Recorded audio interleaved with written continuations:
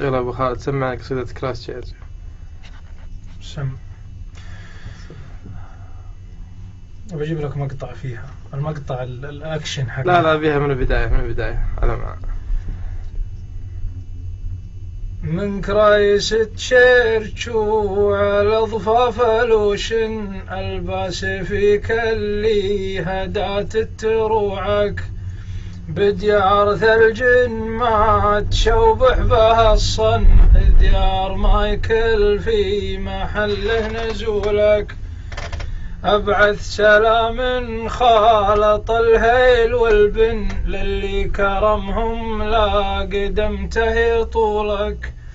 أهلي بدار المصطفى والجبل حن واللي حواليهم كرام طرولك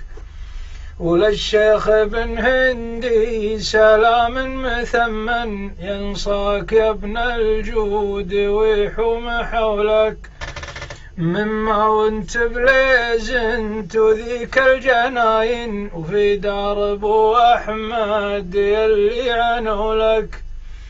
قلب المعنى يوم شاف الضباجن قال الهدى بعينه تراهن ضيوفك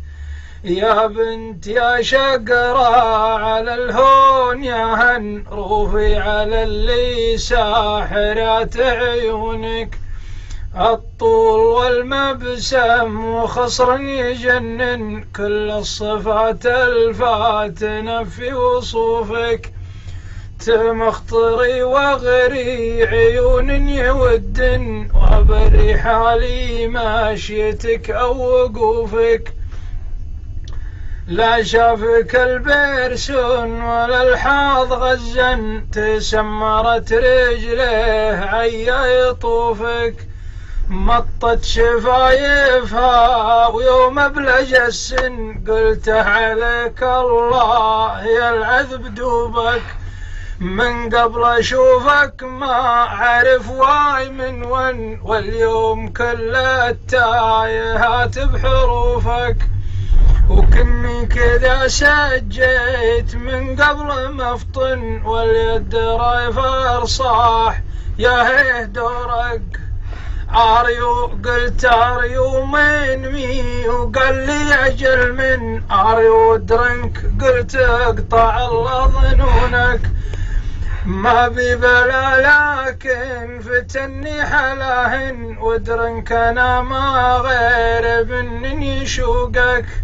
شفي هذيك اللي خويات عفن راحت مع الغزلان لحظة وصولك سلامتك.